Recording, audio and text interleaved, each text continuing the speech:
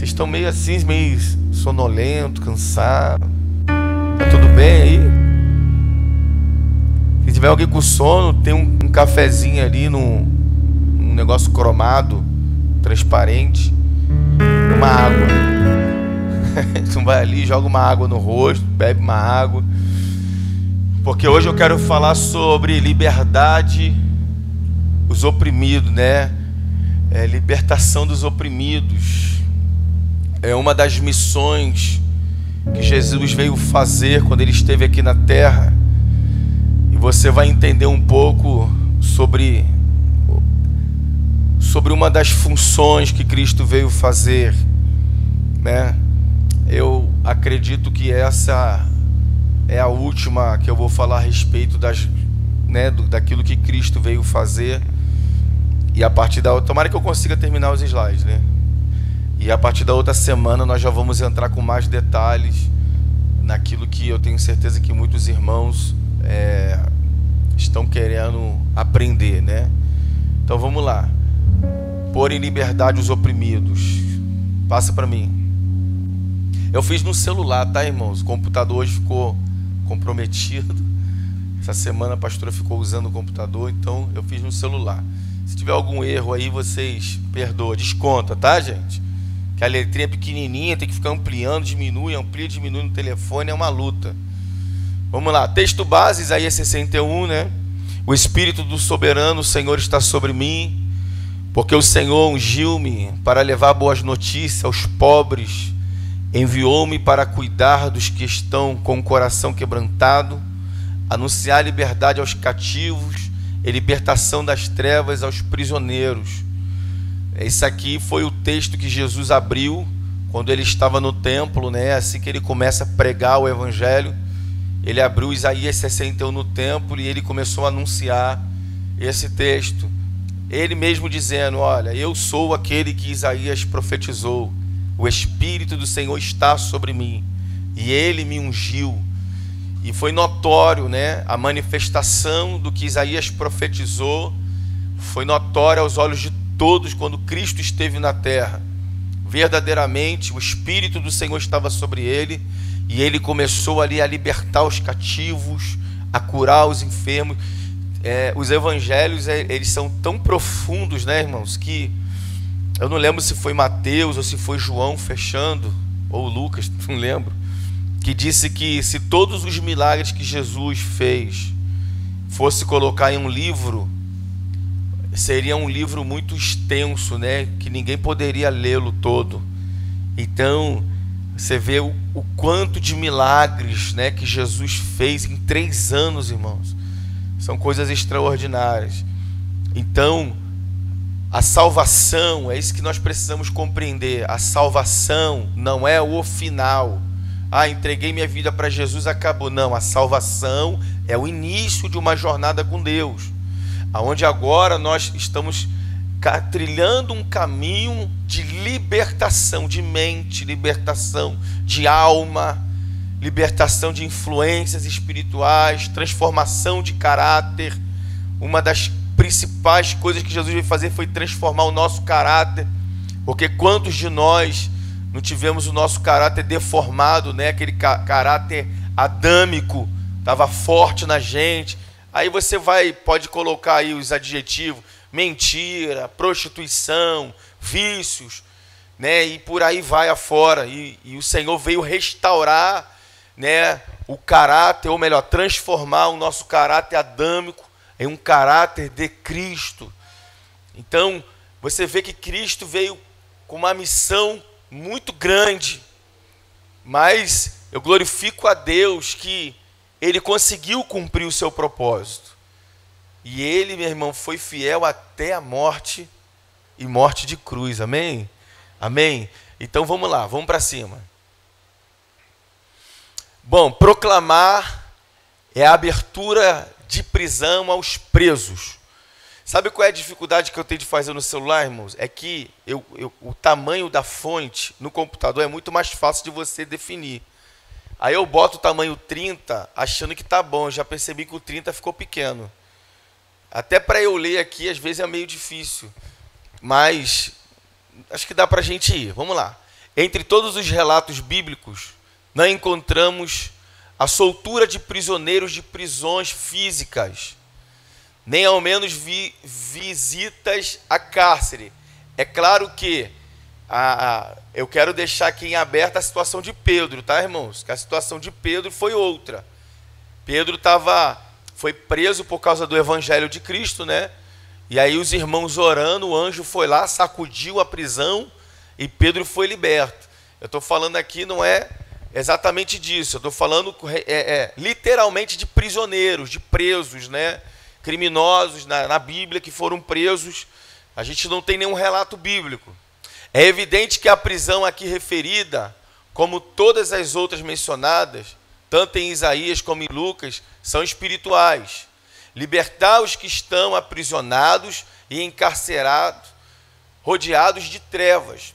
Então, quando a gente pega aquele texto de João, que Cristo vai dizer que ele nos libertou do império das trevas, lembram?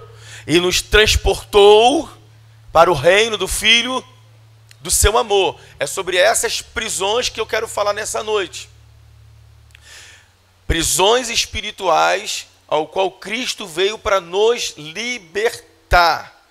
E esse processo de libertação, irmãos, é diário.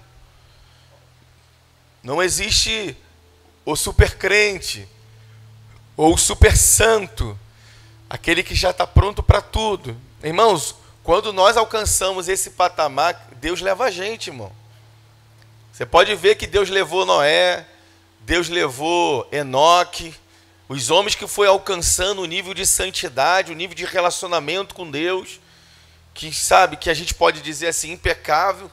O Senhor deu logo um jeito de tirar eles da terra, porque a terra está tão contaminada, está tão suja. Né? Por isso que eu não creio, isso é uma percepção minha, tá, irmãos? Por favor. Você sabe que existe dois pensamentos, né? Existe os arminianos e existe os calvinistas. Cada um acredita numa linha de pensamento. Eu não acredito que Cristo vai colocar os pés nessa terra de novo. Eu não acredito. Porque essa terra está muito contaminada, está muito suja. Mas eu acredito que ele virá sobre as nuvens. Eu acredito que ele virá com os anjos.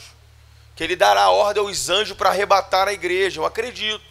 E o profeta Zacarias vai dizer que ele vai colocar os pés no Monte Sião. E dali ele vai destruir todos os inimigos da igreja. Mas eu não acredito numa visão literal, que ele realmente vai colocar os pés. Presta atenção, é um pensamento. Tá? De repente você está aqui, não, pastor, eu penso diferente. Amém, é o teu pensamento. Amém? Beleza? Até aí?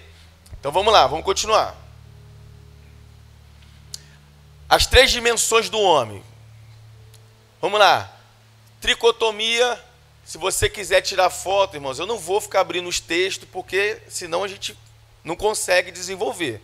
Mas se você quiser tirar foto, anotar os textos, para depois você ler em casa, você fica à vontade. Isso aqui é um estudo, né? A palavra para a alma no hebraico é nepesh. Irmãos, não falem hebraico, tá? Muito menos arabaico. Só que eu busco o sentido das palavras. Porque o sentido da palavra no hebraico e no aramaico é totalmente diferente do português.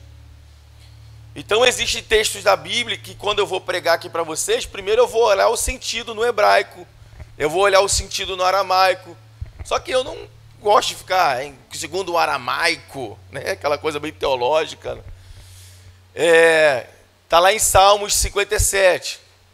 Para espírito é ruach, vento, respiração.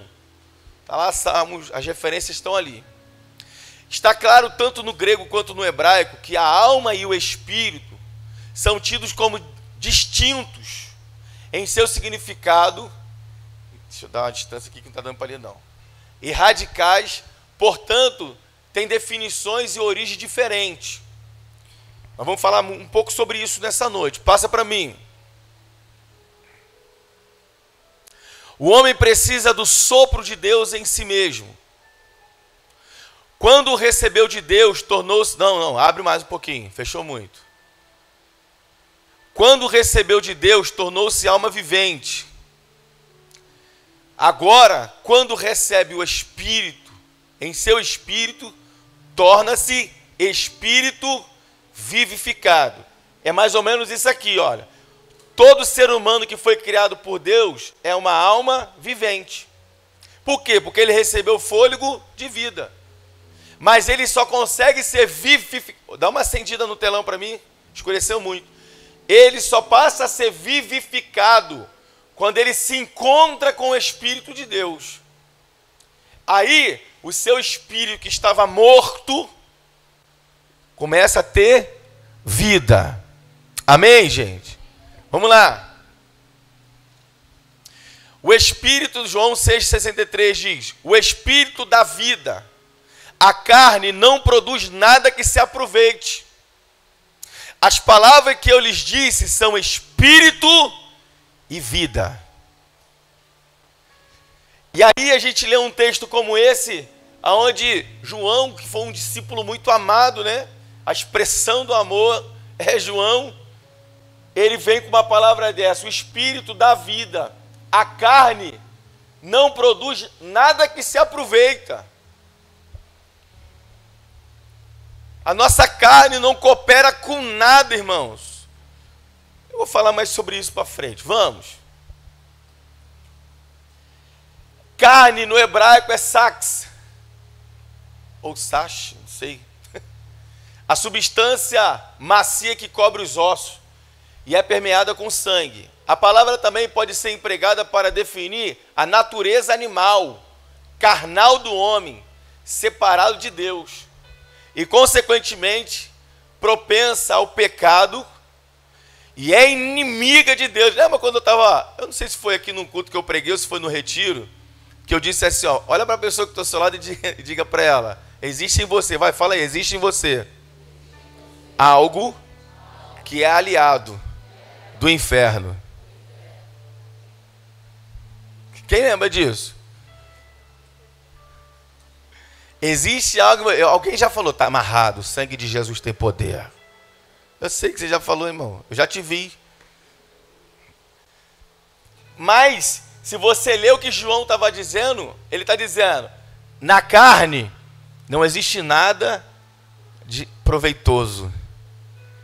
O que você tem em você que é aliado do inferno? Sua carne, irmão.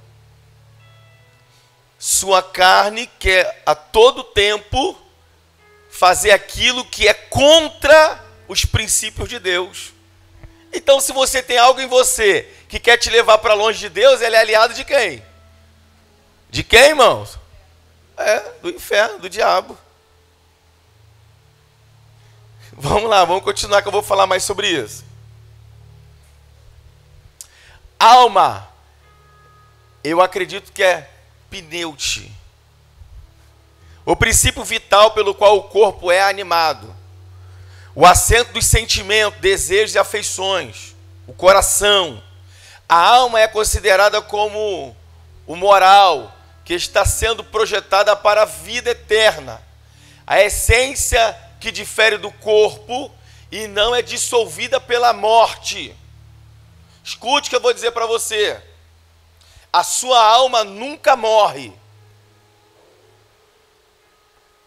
E a sua alma, ela vai ter um destino. E pode ter certeza que não é o purgatório. E nem a viagem, aquela novela. Também não é para lá. A sua alma, ela tem um destino. Ou é céu, ou é inferno. Ou ela vai desfrutar do gozo de Deus, ou ela vai desfrutar de um tormento eterno. Porque a alma, ela foi colocada em nós para nos fazer ter sensações, sentimentos, sonhos. Está tudo dentro da tua alma. Alegria, tristeza, está tudo dentro da sua alma. Por isso a alma, ela não é dissolvida com a morte. É na alma que reside o livre-arbítrio. É na alma. Se tem uma coisa que eu acho fantástica em Deus, é que Deus, Arlindo, sabe que o camarada vai nascer, vai rejeitá-lo durante toda a vida, vai ser um criminoso, um estuprador, mas ele permite ele nascer e viver. Isso é livre-arbítrio. Deus, ele respeita o ciclo natural da vida. Nasceu, Deus sabe que ele vai rejeitar. Deus sabe que esse camarada vai ser alguém que vai causar um estrago na sociedade. Mas ele tem o direito do livre-arbítrio. São decisões. É ele que vai decidir no que ele quer fazer da sua vida. Beleza, gente? Então, o livre-arbítrio é respeitado por Deus. A vontade pode ser influenciada pelo corpo ou pelo espírito, mas o poder de decisão está sempre na alma. O teu corpo ou o teu espírito vão estar influenciando, mas a decisão está na alma, porque é a alma que sente. É você fazer alguma coisa errada, a tua alma não se entristece? Aí tu vai lá para aquele salmo, né? Porque está batida a minha alma, porque te perturba. Só que você sabe que isso já é resultado de uma decisão que você tomou que não deveria ter tomado.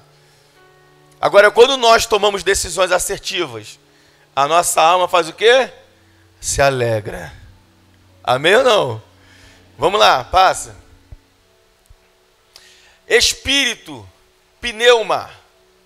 A respiração, a vida, a força vital da alma.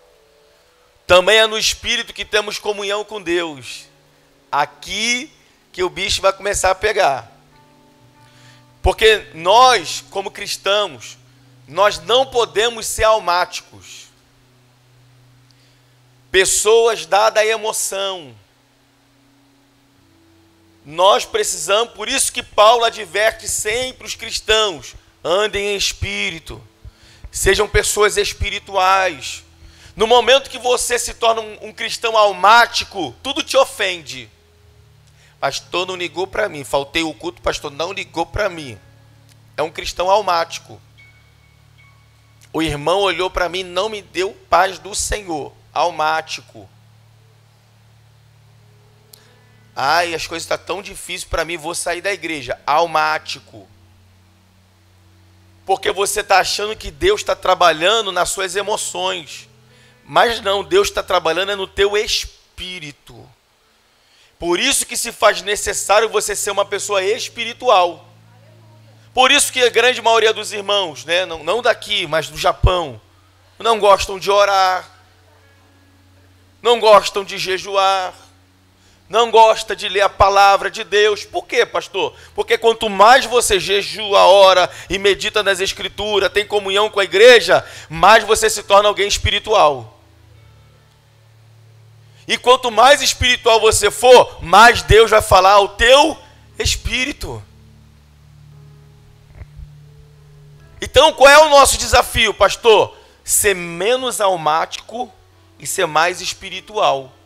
Ser menos... Já reparou que a grande parte dos irmãos gosta de falar assim: não, eu senti no meu coração um negócio assim. Eu falo para minha esposa assim, quando eu sinto no meu coração, eu falo: bom, vem um pensamento aqui, eu não vou dizer que é Deus, mas disso. Por quê, irmão? Porque o coração do homem é enganoso. O coração do homem é traiçoeiro. Jesus vai dizer que do coração do homem procede todas as raízes de males, de prostituição, de maldade. Então, grande parte das pessoas fala: não, porque Deus falou ao meu coração. O que você está dizendo, você está expressando um sentimento almático. A minha alma sentiu uma coisa aqui, e eu acho que é Deus. Mas tem gente que fala: não, Deus falou aqui no meu coração. Deus não fala ao coração, Deus fala ao espírito. E quando ele fala ao teu espírito salta. Teu espírito fica ligado. Você entende? Por isso que o teu desafio... Fala para essa pessoa que está do seu lado. O teu desafio, meu irmão. Sacode ele aí, vai, irmão. Deixa ele ficar com raiva, vai. Fala, o teu desafio é se tornar alguém espiritual.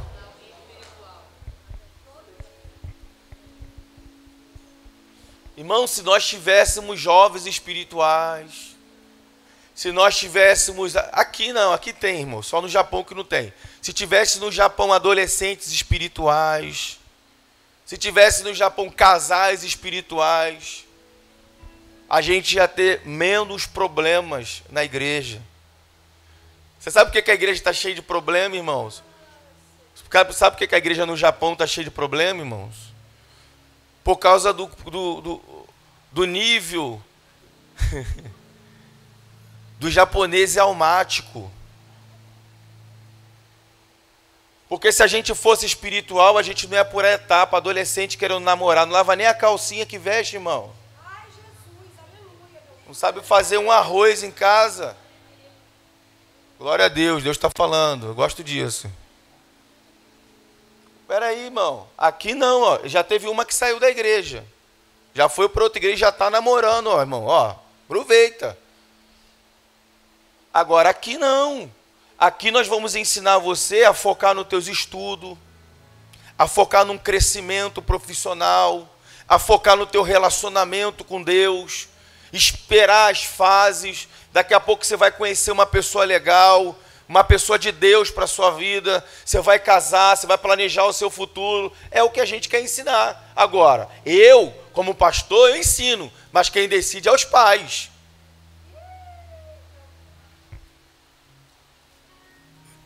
Se o meu amigo aqui, Jorge, chegar para mim e falar, pastor, a filha é minha, estou decidido, vai namorar. Eu vou falar, amém, filho, a filha é sua mesmo. Quem vai decidir é você que é o pai. Agora, só não diga que o pastor e a liderança da igreja está apoiando essa decisão sua, porque nós não estamos. Você entende, irmãos? Os pastores não vão intervir na sua casa. Os pastores ensinam doutrinas que competem à nossa igreja. São doutrinas. Agora, querer estar embaixo dessa doutrina é um direito seu. Quem não quer seguir as doutrinas que regem esse lugar, também não pode dizer que é membro desse lugar. Você entende? Como é que... Então, nós precisamos ser pessoas espirituais. Por que a igreja... Aqui não, irmãos. Só no Japão. Por que na igreja tem muita gente fofoqueira? Por que na igreja... Aqui, é sério, agora que eu vou falar, aqui na igreja não tem isso não. Essa coisa de competitividade de ministério, quem prega mais... Aqui não tem isso não, irmão.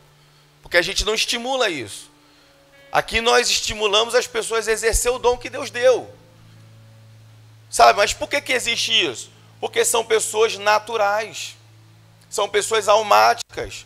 Porque se elas estivessem conectadas ao Deus espiritual, elas iam entender o que Deus quer. Qual é o propósito de Deus conosco, irmãos? Você já se perguntou, Deus, o que o Senhor quer de mim? Como eu posso ser um cristão melhor? Como eu posso ser uma ferramenta para edificar o teu reino? Você já perguntou isso para Deus? Se você não perguntou, pergunte, irmãos.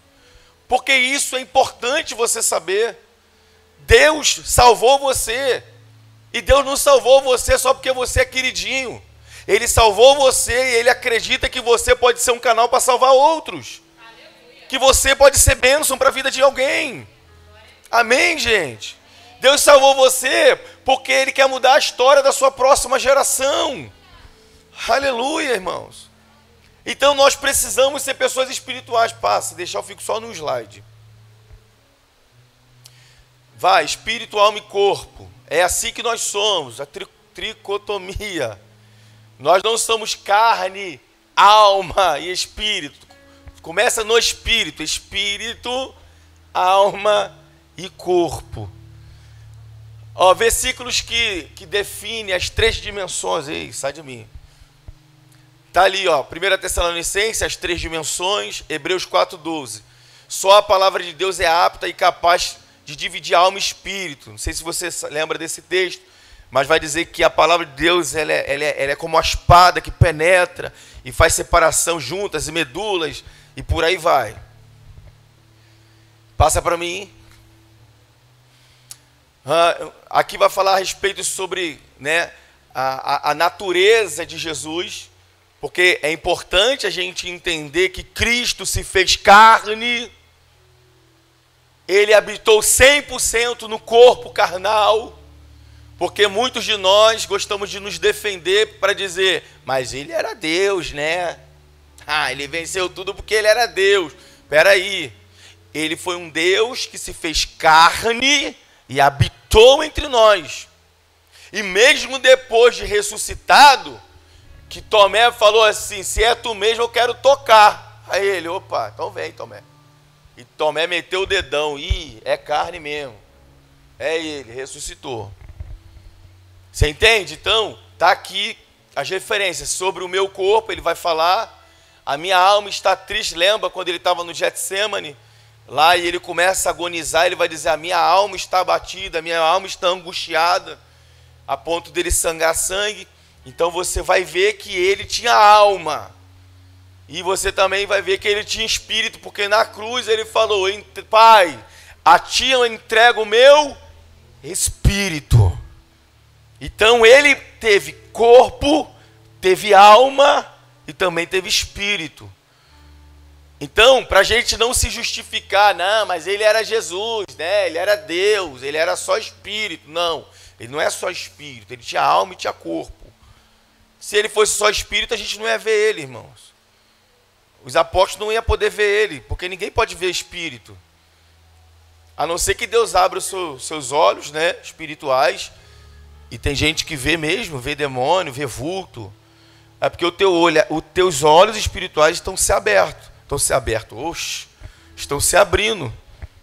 Né? E você está tendo uma sensibilidade nos teus olhos. Eu já vi várias vezes. Né? Uma das vezes que eu já vi aqui dentro da igreja, só que eu não falo para vocês não ficarem, ai meu Deus do céu, tem um demônio aqui. Mas teve uma vez que eu estava passando ali na rua do Brasileirinho, já era 11 e pouca da noite, e eu parei o meu carro. Quando eu parei o meu carro, que eu olhei para o lado, eu vi um demônio, ele tinha para mais de 3 metros de altura, atravessando a rua. E aí tinha uns meninos da igreja assim na esquina aqui, eu voltei com o carro e falei, vaza todo mundo. Pastor, a gente está conversando, eu acabei de ver um demônio ali, ele está vindo para cá. E aí meteram o pé, ai meu Deus, tem um demônio aqui na rua. Mas esse foi o que Deus permitiu eu ver, irmãos. E quantos que passam pela gente, né, que tentam atacar nossa casa, atacar nossa família, que a gente não vê? Você entende? Então, a gente precisa entender isso. Vamos lá, passa. Eu estou tentando ir bem rápido, porque eu quero acabar esse estudo hoje. Há 3 palavras no grego que foram traduzidas como vida, porém são palavras distintas. Ora significando vida no espírito, ora vida na alma e ora vida no corpo. Vida no espírito, a palavra é zoé, ou zoe, né, como as pessoas costumam dizer. Que é vida no espírito ou vida eterna. Né? E algumas pessoas, pelo menos eu não achei essa tradução, diz vida abundante. Eu não achei essa versão. Vida na alma é aquilo ali, psis. Vida na racional, vida na alma, a vida do homem. Alguém falou, o que é? Fala. Psique, é isso? É isso mesmo? Então tá bom, então psique, obrigado.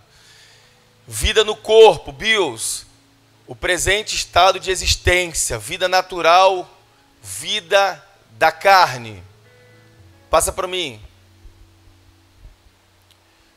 Cada uma delas tem um centro pessoal e atributos também específicos, como linguagem, intenções, pensamento, desejo, ou seja, a vida própria. Porque o corpo morreu, a alma saiu. Isso aqui é um texto que está lá em Gênesis. Depois, se você quiser ver, porque o corpo morreu, a alma saiu, e não ao contrário, porque a alma saiu e o corpo morreu. Mas depois vocês podem ler. Passa para mim. É que eu quero chegar numa parte aqui, por isso que eu estou correndo. Espírito. Quando Deus soprou o barro, recebeu uma vida que saiu de dentro do próprio Deus. A palavra fôlego no hebraico é a mesma usada pelo Espírito. Neshama, acho que é isso. Vento, fôlego vital, inspiração divina, Espírito. Deus é Espírito, João falou, né? João 4:24. É através do Espírito que podemos ter comunhão com Deus, entendê-lo, ter comunicação com Ele, As coisas espirituais só se discernem espiritualmente. Eu já falei um pouco sobre isso. Passa para mim. Alguns componentes do espírito. Acho que é aqui que eu vou começar a detalhar mais um pouco. Intuição. É a capacidade de percepção espiritual. São as antenas espirituais. É a capacidade de receber informação espiritual e processar no natural. Né? A gente sabe que existem pessoas que conseguem chegar num ambiente e ela consegue perceber que aquele ambiente não está normal. Opa, tem alguma coisa aqui. Às vezes acaba o culto, vem algum irmão ou outro para mim e fala, pastor, o culto estava pesado, né? Falei, pois é, irmão. Alguém veio trazendo alguma coisa pesada aí. Por quê? Porque são pessoas que estão conectadas em espírito. Então elas conseguem perceber o ambiente espiritual onde elas estão. Às vezes é uma visita que você faz numa casa. Você chega numa casa, você sente uma carga. Já sentiu isso ou não? Você sente uma carga pesada e você fala, cara, tem alguma coisa errada aqui. É o teu espírito que está percebendo que aquele ambiente espiritual ali tem demônio mesmo. E se tu começar a orar, meu irmão, dá ruim. Ou tu ora, ou tu mete o pé. Porque se tu der mole, começa a dor de cabeça, dor na nuca. E por aí vai, enjoo. É ou não é? Alguém já sentiu isso? Eu já senti diversas vezes. Mas aí, só Deus. Então, componentes do espírito, intuição. Quando você está conectado a Deus, você começa a ter sensibilidade a ambientes espirituais. Aí, irmãos, tem igrejas que, quando eu saía mais para pregar, eu tive que começar a me disciplinar, né? E a minha esposa também. E aí tinha lugares que eu ia com a minha esposa, que eu me conectava com o Senhor, assim, para o Senhor me dar o discernimento do ambiente. E aí eu sentia aquela coisa ruim, sabe? Eu olhava para ela e falava assim, ó, boa sorte. Ela, pelo amor de Deus, o que eu vou fazer? Eu falei, sei lá, meu filho, você que aceitou o convite? Irmão, não tem jeito. Você chega numa igreja que o ambiente... Já teve uma igreja que eu fui pregar uma vez, irmãos, que o Senhor me revelou todo o pecado que estava no altar e na igreja. Eu saí da igreja vomitando, irmão, fui direto para o hospital. A minha garganta deu um abscesso na hora, fechou minha garganta. E o Senhor falou para mim, nunca mais pise naquele lugar. Só para você ver, quando o teu espírito está conectado ao Espírito de Deus, como é que você começa a ter sensibilidade a esses ambientes, a casas e por aí vai. Mas igrejas, quando o ambiente é de pecado, é nítido, irmão. Você entra, você sente um peso, uma coisa fria. Já sentiram isso ou não? Eu estou falando alguma besteira. Você sente um ambiente frio, uma angústia começa a pegar o teu coração, tu começa a ficar aflito. Você fala, cara, que igreja é essa? Que lugar é esse que está acontecendo? Irmãos, são pecados escondidos e demônios começam a tomar posse do lugar e você vai sentindo a presença deles. É comunhão, é onde se manifesta a intimidade com Deus. Esse componente nos capacita a ouvir Deus, está lá em Atos 6,18. É a parte do corpo espiritual que une céu e a terra, nos fazendo um com Cristo. É impossível, irmãos, impossível você dizer que serve a Deus, mas você não quer ter comunhão com a igreja, você não tem comunhão com Deus. Impossível. A igreja, ela é estabelecida através da unidade, comunhão. Sabe, pastor, como que eu faço para ter comunhão com Deus? Eu te respondo, como que você faz para ter comunhão com a sua esposa? Como que você faz para ter comunhão com seus pais? Como que você faz para ter comunhão com um amigo? Você não conversa? A rapaziada aí que dorme 3 horas da manhã, 4 horas da manhã, de tanto que fica no telefone. Hã? Por que você fica até 4 horas no telefone? Porque você está dizendo que está conversando. Na verdade, você está tendo comunhão com alguém. Você está ali conversando, se relacionando com a pessoa através do telefone. Então, para a gente ter comunhão com Deus, existe um canal chamado oração. Então, se eu tenho uma vida devocional de oração, eu começo a ter comunhão com Deus. E aqui, irmãos, é um ponto que muitos cristãos estão se perdendo. Porque quando Cristo vier buscar a igreja, lá no livro de Mateus, o Senhor vai dizer assim, ó, para uma classe de cristãos: eu nunca vos conheci. Por quê? Porque essas pessoas faziam e falavam em nome de Deus, mas nunca tiveram comunhão com Deus. Então, se eu não tenho comunhão com Deus, logo eu não sou conhecido dele. Então não importa o que você faz em nome de Deus, ou o que você fale em nome de Deus. O importante é se você tem comunhão com Deus. E se eu ando com Deus, irmãos, se eu caminho com Deus, se eu vivo uma vida de comunhão com Deus, isso é refletido no meu comportamento. Isso é refletido nas minhas atitudes, naquilo que eu falo, naquilo que eu penso. Sabe? Se eu vou aconselhar alguém, eu aconselho segundo o que as Escrituras ensinam. Eu não falo das minhas ideias, mas eu falo do que a Bíblia fala e do que a Bíblia orienta. Então, ter comunhão com Deus é crucial para a nossa jornada cristã. E isso, irmãos, nós precisamos rever muito. Como é que está a nossa comunhão com o Espírito, com Deus? Né? Passa para mim. A consciência. O Espírito traz uma consciência. É a parte do Espírito onde encontramos o temor e a sabedoria de Deus. É o lugar de conhecimento do bem e do mal. Aí você pode ler lá em Romanos e 1 Timóteo. A mente do Espírito, entendimento, inteligência espiritual e sabedoria de Deus, é a parte do Espírito onde recebemos a mente de Cristo. Por isso Paulo vai falar a respeito da renovação. Irmãos, só pode ter uma mente renovada quem realmente está em Cristo. Quem não está em Cristo, a mente é uma mente velha. Os pensamentos são terrenos, são carnais.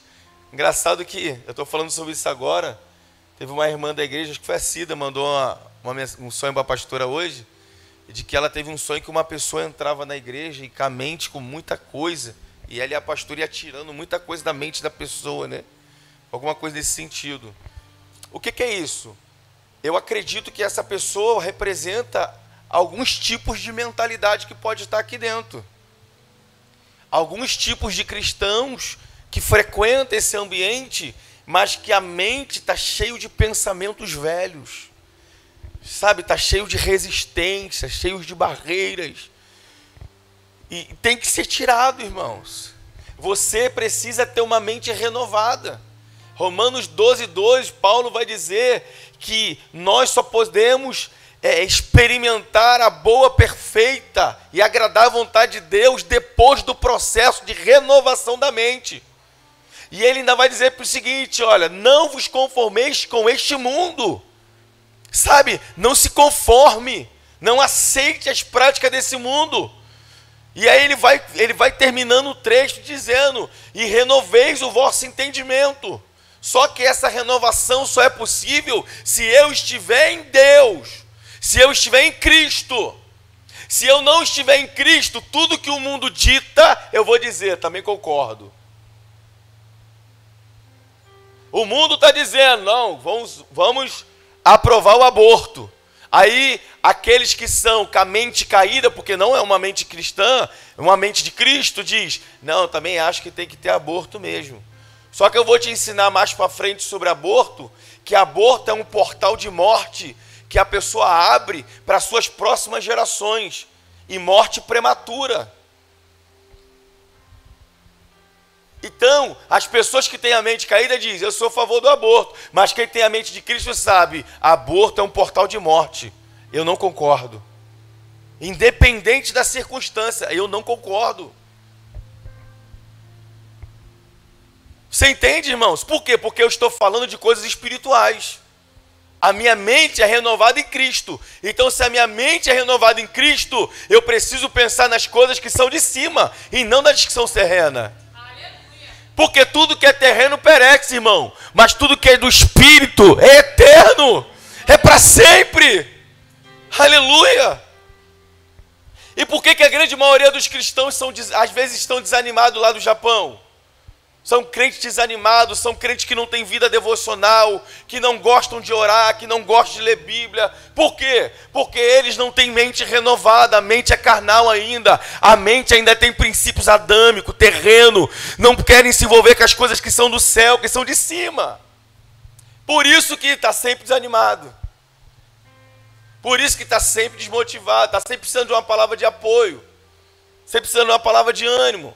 Mas escuta, você não precisa de uma palavra de ânimo. Você precisa nascer de novo. Aleluia. E não mais da carne, mas da água e do Espírito. Porque se você nascer da água e do Espírito, você vai ter uma mente renovada em Deus. Glória a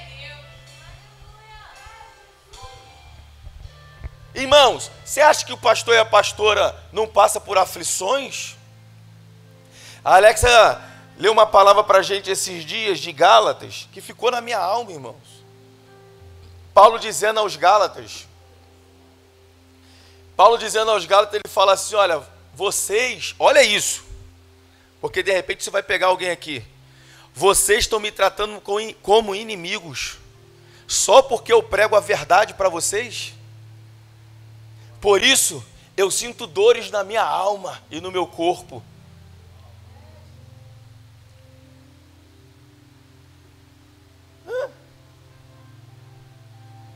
Sabe, nós precisamos entender o que Deus quer de nós, irmãos. E tudo começa na renovação da mente. Tudo começa em você se libertar das fortalezas da sua mente. Eu já falei sobre isso em outro estudo. Tudo começa quando você começa a tirar os pensamentos carnal e terreno e começa a se apropriar dos pensamentos do céu. Por isso Paulo vai dizer que a nossa mente precisa ser levada cativa à mente de Cristo. Se a minha mente está em Cristo, meu irmão, eu passo por luta, mas eu não penso em parar. Eu passo adversidade, mas eu não penso em retroceder. Eu posso estar doente, mas eu creio na cura. Eu posso estar enfermo, mas eu creio no milagre. Eu posso não ter nada para comer em casa, mas eu creio que Deus é a minha provisão. E Ele pode a qualquer momento abrir uma porta, enviar o recurso. A minha mente em Cristo, ela me faz andar num caminho de fé, irmãos. Aleluia! Aleluia! Nós precisamos ter a mente transformada. Por que os cristãos do Japão são muito mais carnais do que espirituais? Porque a sua mente ainda não foi renovada. E esse processo, irmãos, é um processo do espírito. O carnal nunca vai compreender. O carnal não vai entender, mas o espiritual ele entende. Aleluia. Os sentidos do espírito é a capacidade de perceber o mundo espiritual, a capacidade de ouvir, de ver e sentir coisas espirituais. Sabe, o espírito, o nosso espírito, quando está conectado ao Espírito de Deus, irmãos, ele potencializa essa sensibilidade. Os nossos sentidos, engraçado, eu estava fazendo esse estudo e eu tenho uma oração que eu faço todo dia de manhã quando eu acordo. É como se fosse um protocolo meu, sabe? E através dessa oração Deus me deu um tema de um livro que espero daqui a pouco parar para escrevê-lo. É sobre os sentidos, sobre os nossos sentidos. A Bíblia nos ensina como cada sentido nosso deve ser conduzido. A Bíblia te ensina como a sua boca deve se comportar. A Bíblia te ensina como a sua mente deve se comportar. A Bíblia te ensina como os seus olhos devem se comportar. A Bíblia te ensina como os seus ouvidos devem se comportar. A Bíblia te ensina como os seus pés devem se comportar. A Bíblia te ensina quais os sentimentos têm que estar no seu coração. A Bíblia ensina sobre todos os nossos sentidos. Todos eles precisam ser levados cativos a Cristo. Através do Espírito Santo que está conectado ao nosso espírito. E só assim nós vamos ter a capacidade de perceber o mundo espiritual. Só assim. E Então o que está faltando, pastor, na igreja? Pessoas com seu sentido espiritual aguçado. Não é para você chegar aqui e falar assim, ó, o culto está pesado, alguém está em pecado aqui, ó. Não, não é para isso. Isso é um comportamento espiritualista. O comportamento de alguém espiritual. Cara, estou sentindo que tem um peso aqui. Senhor, o que está acontecendo? Senhor, mostra. Traz o entendimento do pastor. Mostra para os obreiros da casa. Tem alguma coisa errada. E começa a interceder. Deus, traz para a luz esse demônio. Traz para a luz, Senhor. Traz para a luz. Para que o culto possa romper. Para que o louvor possa romper. Para que a adoração da igreja possa romper. Aí você começa a entrar numa outra esfera. Que é isso? Você está aguçando o teu sentido espiritual. E isso, a tendência é que isso vá crescendo. Você vai se tornando um termômetro. Quantos aqui já ouviram eu dizer que as crianças são um termômetro espiritual para mim no ambiente? Quando eu vejo as crianças sentindo Deus, chorando, eu falo, ixi, ele está andando no meio da igreja já. É porque, entenda, irmãos, quando a gente começa o culto, nós vamos entrando em esferas, né? Tem culto que não passa desse teto, irmãos. Por quê? Por causa da intenção do coração dos irmãos. Do Japão, daqui não. Os japoneses vêm para o culto, aí a intenção do coração, sabe, está pesado, o negócio não está bom, aí o culto não passa daqui. Mas quando os irmãos vêm com o coração quebrantado, desejoso para se encontrar com o Pai, sabe, desejoso para entregar a Ele uma adoração, aí, meu irmão, ele desce com força, ou a gente que sobe, eu não sei. Mas a gente percebe que o ambiente espiritual fica transformado. A gente fica sensível à ação de Deus. As crianças começam a sentir a presença de Deus. E é engraçado que criança é tão lindo, irmãos, que eles vão manifestando de olho aberto, meio sem saber o que está acontecendo. E eles ficam, ai meu Deus, ai, está queimando aqui. Eles começam a falar o que está sentindo. Sabe, é uma coisa extraordinária. Nós precisamos caminhar nesse lugar de sensibilidade, irmãos. Tirar a dureza do coração. Abrir mão dos pecados que tanto nos rodeiam. Para que a gente possa realmente ser um termômetro espiritual. E não só, eu estou falando no ambiente aqui, mas não é só aqui, aonde você estiver. Você precisa ser uma ferramenta na mão de Deus. E você precisa ser sensível à ação de Deus. Passa para mim. Eu estou acabando já. O assento do poder. É nesta parte do Espírito que se manifestam os dons de milagres, de prodígios de Deus. É a representação das mãos de Deus em nós. Está lá em Efésios. Existe, né, essa parte do Espírito. Que quando o Espírito de Deus está conectado ao nosso Espírito, e a gente está sensível a essa ação do Espírito, a qualquer momento ele pode manifestar o que ele quiser, irmãos. Você pode estar aqui agora, de repente está um cadeirante ali, o Espírito de Deus se conectar ao teu Espírito, e ele falar assim, vai lá, bota a mão que ele vai levantar. Que isso? É o teu Espírito assentando no teu Espírito a manifestação do poder de Deus através da tua vida. Aí só que tem gente que acha que só o pastor que tem que ser usado. É só o obreiro que tem que ser usado. Não, irmão. O poder de Deus é para todos aqueles que estão em Cristo Jesus. Aleluia. E outra coisa que eu quero te ensinar. O poder de Deus não é para ficar restrito aqui dentro. O poder de Deus é para se manifestar através da igreja. Igreja não é esse lugar físico. Igreja é você. Aonde você for, Ele quer manifestar o poder, a autoridade, a unção. Aleluia.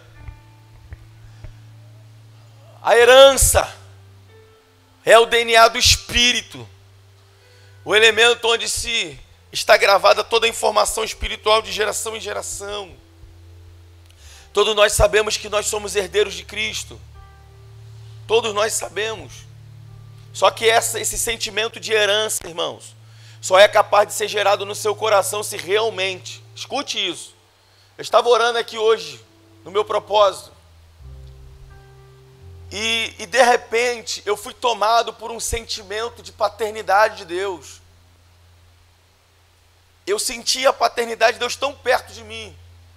E eu fui sentindo um respaldo de Deus, de um filho legítimo. Pela primeira vez eu estava orando e eu senti Deus como um pai. Presta atenção que eu vou tentar explicar o que eu senti. E eu literalmente me senti um filho legítimo. Eu comecei a orar como um filho mesmo. Eu sentindo isso na minha alma, irmãos. Eu me rasguei aqui no meu propósito. E eu comecei a sentir a paternidade de Deus. E eu comecei a falar sobre herança. Eu falei, Deus, eu oro como o teu filho, porque eu sei que sou o teu filho. Senhor, eu quero tomar posse daquilo que é direito meu como filho. Você entende isso, irmão? Você entende? Que às vezes você ora falando, eu sou filho de Deus. Mas será que você sente a paternidade de Deus aí dentro? Será que você ora como um filho herdeiro mesmo? E aqui dentro de você, a fé está pulsando dizendo, sim, você é um herdeiro, é direito seu, se aproprie daquilo que é direito seu. Irmão, se você soubesse que existe um lugar maravilhoso para você viver com Deus,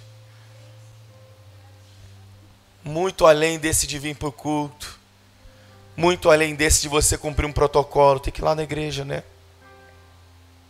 Muito além, irmãos. Um lugar prazeroso demais para servir a Deus. Um lugar prazeroso demais para se relacionar com o Espírito de Deus. Sem obrigações, sem peso, sem fardos, mas de verdade, de amor, de alegria, de paz. Irmão, não tem nada a ver com dinheiro. Porque se a gente fosse comparar a presença de Deus com o dinheiro, miserável homem que eu seria. A presença do Senhor é muito mais além do que tudo isso. Ai, irmão, vem para esse lugar, irmãos. Vem para esse lugar. Tem muito de Deus para a gente viver. Tem muito de Deus para você usufruir. Aleluia. Todas as partes do Espírito estão intimamente ligadas ao coração do homem. O homem perfeito é aquele que obedece à cadeia de comando de Deus. Nós precisamos entender e se submeter ao governo de Deus. O problema é que muitos de nós decidimos caminhar num lugar onde nós queremos decidir todas as coisas. E mesmo com essa petulância, nós ainda queremos se sentir filhos, queremos se sentir herdeiros, queremos se sentir participantes. E não, irmãos, existe um comando, existe um governo, e todos precisamos nos submeter a esse governo.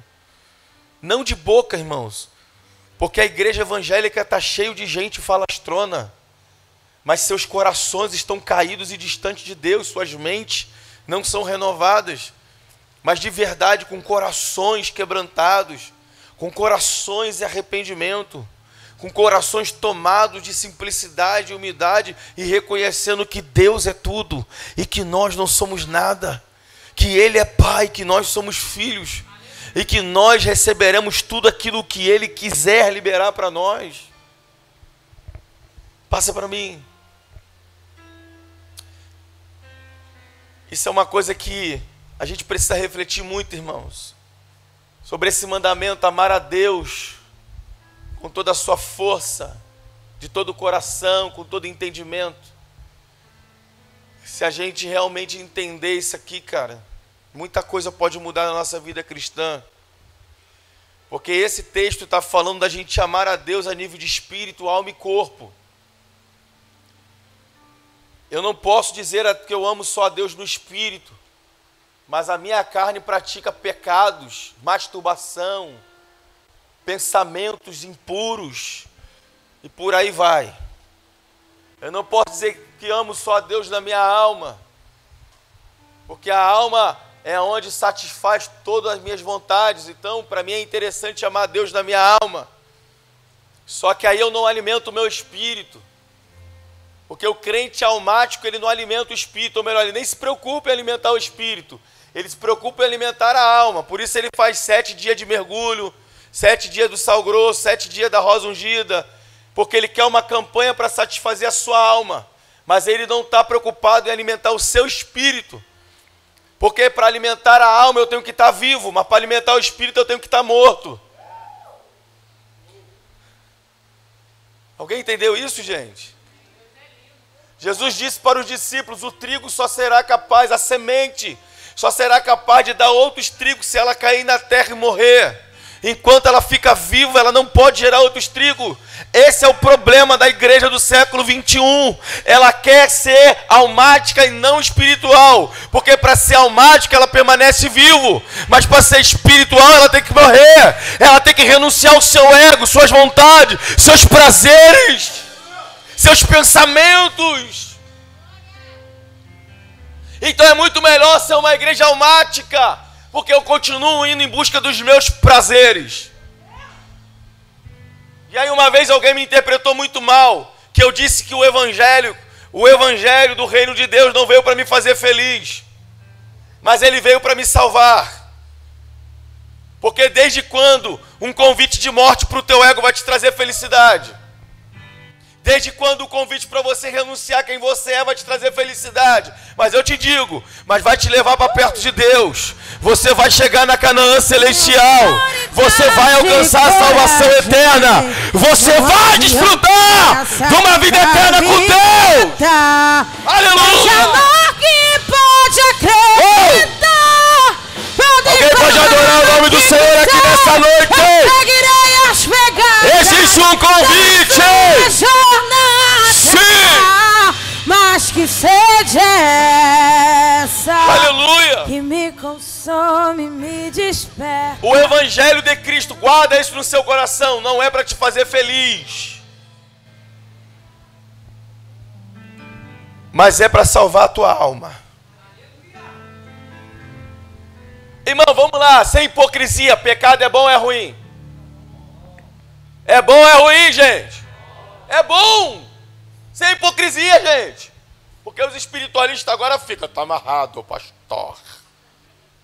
Mas não pode ver uma na rua. Pode ver um dinheiro fácil. Se puder mentir, mente. Porque o pecado, ele está ligado à nossa alma. O pecado está ligado à nossa carne. E tudo que faz bem para a nossa carne é pecado, irmão, pode ter certeza. Sabe? Então nós precisamos entender isso. Deus não quer crentes carnais, gente. Deus quer crentes espirituais. A proposta do Evangelho é: quer me seguir? Quero. Jesus falou isso para um jovem: eu não tenho aonde reclinar a cabeça, eu não tenho onde comer, eu vou andando, quer vir? Aí o jovem dá uma olhadinha para Jesus assim: bom, Jesus, pensando bem, vai lá, que eu vou ficar por aqui mesmo. Aí Jesus fala, né, as andorinhas têm ninho, o pardal encontrou casa, mas o filho do homem não tem onde reclinar a cabeça. Mas quem quiser me seguir, negue-se a si mesmo, tome cada dia a sua cruz e siga-me.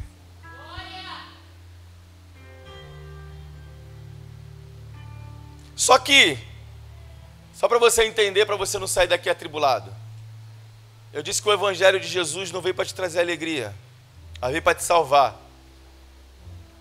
Mas aqueles que andam no Espírito, eles conseguem desfrutar de uma alegria plena. Eles conseguem desfrutar de uma paz plena. Eles conseguem desfrutar de um prazer pleno de estar diante de Deus. O problema do almático é que ele busca prazeres no Evangelho. E não existe prazer nos Evangelhos. No povo evangélico, melhor. Porque você entra na igreja e descobre que você é ruim demais. Mas o cara que está do teu lado era pior do que você. E o da frente, então, melhor tu nem ouvir o testemunho dele. E o de trás, ih, pastor, se eu falar, tu... Aí você vai descobrir que a tua vizinha fofoqueira está congregando aqui. Aí tu fala, pô, eu não vou ficar nessa igreja não, rapaz. Todo mundo que é ruim tá ali. E você é o quê, cabra? Uma vez, quem já foi de espiritismo sabe, de terreiro, uma pessoa chegou para mim aqui na igreja e falou, pastor, eu era de terreiro com a minha mulher sempre baixou os trecos lá, um mais forte do que o outro, mas nunca baixou em mim. Falei, por quê? Eu não sei, eu perguntava por quê que ele não baixava em mim, ninguém sabia explicar. Eu falei, eu sei por quê, porque nem o diabo te queria. Porque até o diabo tem seu nível de exigência. É sério, irmão, que eu estou falando. Hã? Quantas tem no Brasil? Quantos tem no Brasil? Tudo gente que já fez pacto com o diabo. Filma não, mulher. Tudo gente que já fez pacto com o diabo. Edita isso aí depois, hein? Quantos que tem? São poucos, por quê? São pessoas que o diabo seleciona a dedo. Porque o diabo sabe que eles vão cumprir o propósito que ele estabeleceu de forma íntegra. O diabo não quer qualquer um não, irmão. Vai você lá, eu vou fazer um pacto com o diabo vai me fazer rico. Ele vai falar, não te quero aqui não. Pode ir embora. Você pode ver que até famílias que têm heranças espirituais, o diabo sempre escolhe um. Michele está aqui, ó, não me deixa mentir, família toda lá da Bahia. Tem gente que fala, eu quero o diabo, eu não quero você não, eu quero fulano tal. É por que isso, pastor? Porque até o diabo tem seu nível de exigência, irmãos. O diabo sabe quem ele pode contar e quem ele não pode. Mas o que Deus fez? Deus abriu a porta da graça. Deus rebentou com o véu que impedia a gente de entrar. Falou, agora todo mundo tem direito de entrar. Todo mundo vai ter acesso. Não vou impedir mais ninguém de entrar. Só que para você entrar, você tem que ser de verdade. Não pode ser de mentira. Tem gente que levanta a mão, mas o coração não é levantado. Tem gente que se curva, mas não dobra o coração. Deus vê tudo, irmão. Engana-se a gente achando que Deus não está vendo nada. Das nossas falsidades, das nossas hipocrisias, das nossas mentiras. Não, Deus, sabe como é que é, né? Deus é amor. Deus é amor, a essência dele é amor. Mas ele é tão amoroso que ele trouxe você aqui para ouvir isso. Isso é amor. Amém? Deixa eu terminar, vai. Importante, o espírito do homem perdeu essas propriedades. É na regeneração que o homem passa a ter vida espiritual com Deus, através do Espírito Santo habitando no nosso espírito. Aquele que tem um espírito vivificado vive em plena paz e consegue vencer as cadeias do pecado. Eu botei isso aqui porque às vezes a pessoa não está em Cristo, aí pensa, eu tenho tudo isso aí. Não, tem não, irmãos. Eu disse que o espírito tem que estar conectado ao espírito de Deus para poder o teu espírito se apropriar daqueles sentidos. Porque quando eu não estou em Cristo, o meu espírito está morto. Ele está adormecido. O que você tem? Você tem fôlego de vida, espírito de vida. Mas o teu espírito só pode ser vivificado quando você se encontra com Cristo. Puf, aí ele se conecta ao teu espírito.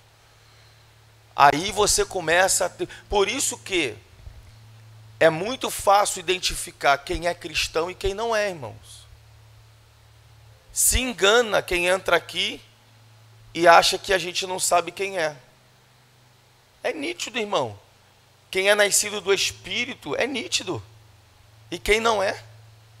As pessoas se enganam achando que está enganando a gente. Fatalidade desse irmão. E a pastora fica, cara, fulano de tal, né? Vamos orar para ele nascer de novo, né? Teve alguns que veio fazer gabinete de cadeira. Não, porque eu sou, porque eu faço, porque... Acabou de falar pastor olhou para mim, filho, você tem que nascer de novo. Como é que é, pastora? Como é que é, pastor? Meu filho, porque quem é nascido do Espírito não perde tempo com essa bobagem, não. Quem é nascido do Espírito quer as coisas do Espírito. Você já parou para pensar que grande parte dos problemas da igreja é de gente carnal? Só você refletir, irmãos. Como é que é a tua vida com Deus? Você vai reparar e vai descobrir que você é muito mais carnal do que espiritual. Por isso que você está sempre cheio de problema. Porque Deus, presta atenção, irmão, Deus não dá problema para ninguém, não. Eu falei no domingo aqui, Deus, ele prova os seus filhos com o propósito de nos aprovar para a gente se aproximar mais dele. Isso os filhos. Agora, os rebeldes estão sempre sendo tratados por Deus. Por quê? O que é o tratamento? É uma coisa que Deus não quer, mas Deus permite. Aí fica sofrendo, bate com a cara no muro, soco na ponta de faca. Minha vida não muda, é sempre essa porcaria. Está sendo tratado. E o tratamento não tem tempo para acabar, a aprovação tem. A aprovação Deus faz assim, ó, você vai começar a ser provado aqui, vai durar uma semana. Vai ser uma semana intensa, irmão. Mas se tu permanecer fiel, tu vai ser aprovado. Você é elevado a novos níveis com Deus. Aleluia. Agora, tratamento, Deus te coloca, Deus permite, porque não é Deus que te coloca. Deus permite você entrar e a linha é reta, não tem fim. Tu vai ficar assim, ó, até você entender que você tem que ser transformado. Passa para mim. A função do Espírito no homem é dar-lhe vida, comunhão com Deus, intuição, sentido espiritual, tudo tem referência bíblica, coisas espirituais. Acho que é o último slide, eu tenho mais um, aí eu acabo. É com o Espírito que adoramos a Deus. É com o Espírito que entendemos as coisas espirituais. É com o Espírito que entendemos a Bíblia Sagrada. Já reparou que tem um monte de gente que lê a Bíblia e fala, não estou entendendo nada, porque você não tem o Espírito de Deus aí dentro. Porque João vai dizer que nós temos o Espírito Santo e ele nos ensina tudo. Quando você abrir a Bíblia, você tem que falar, Espírito Santo, se o Senhor está dentro de mim, me faz entender a Bíblia. Porque essa é a palavra de Deus e eu quero aprender a palavra de Deus. E você vai ver que a sua mente vai abrir. E você vai entendendo tudo que você lê. É claro, tem gente que lê também de forma desordenada. Coloque propósito, eu vou estudar o livro de Gênesis, vou estudar o livro de Êxodo, vou estudar o Apocalipse. Você tem que ter estratégias de leitura. Mas a maioria dos crentes carnais são assim.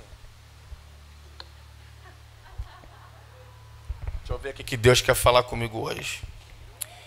Os meus servos cantarão com alegria no coração e vocês se lamentarão com angústia. Ai, meu Deus! Eu que vou ficar com alegria ou com angústia? Ah, não, é aquele que está me perseguindo. A angústia vai para ele. Estou falando alguma bobagem, irmão? É com o Espírito que entendemos a Bíblia. É com o Espírito que rompemos barreiras. Pessoas espirituais têm facilidade, sabe, de travar batalhas e de vencer as dificuldades que se apresentam. Sabe, elas não ficam, eu estou numa luta, nada. Se levantou uma barreira, nós vamos vencer, mulher, fica firme. Nós vamos vencer essa adversidade aí, fica firme. Deus vai nos dar a vitória, nós vamos conseguir, nós vamos romper. O Senhor está com a gente. Pessoas espirituais conseguem romper barreiras. É com o Espírito que nos sentimos mais fortes. Você vai perceber que situações se levantam, ventos sopram, mas você não se sente fraco. Quando você é espiritual, você se sente fortalecido. Aleluia, irmãos. Passa para mim. Não, deixa isso aí para a semana que vem. É só... Deve ter uns 2 slides aí ainda. Vai ficar muito tarde. Só se vocês for crente mesmo, irmão. São 10 horas. Posso falar ou não? Quem quer que fale? Ninguém levantou a mão, vamos acabar. Levanta, vamos orar. Levanta, vamos orar, gente. Comigo é assim, é na verdade, irmão. Se todo mundo quisesse, ia levantar. Ei, eu quero, vamos embora. 2 levantou a mão, é sinal que o resto não quer.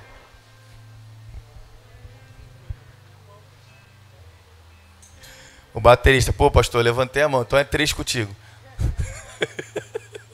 4. Gente, alguém quer fazer alguma pergunta? Alguma coisa ficou sem entender? O que eu quero trazer é porque isso aqui ia fechar o tema do início, que o Senhor veio para nos libertar de prisões espirituais. Essas prisões são a nível de espírito e de alma. E o corpo sente. Quando nós estamos com o nosso espírito aprisionado, eu ia falar sobre esse último slide. O corpo começa a sentir essas prisões. Você vai sentindo angústias. Você vai sentindo um cansaço no corpo. O corpo vai tendo sintomas da prisão da alma e do espírito. Reflete tudo no corpo. Uma tristeza que não te larga. Vontade de morrer. São tudo prisões da alma e do espírito. Você entende? E o que Cristo veio fazer? Nos libertar dessas prisões. Nos fazer livre. Sabe? Tristezas profundas, angústias na alma, vontade de morrer, tudo isso são prisões. E você precisa se libertar disso. Mas essa libertação só pode vir através de Cristo. Aleluia. Irmão, não adianta ir lá na mãe que faz a rezadeira. Não adianta tomar água de arruda, aquele banho de arruda, sei lá, aquele negócio lá, de ervas. Não adianta.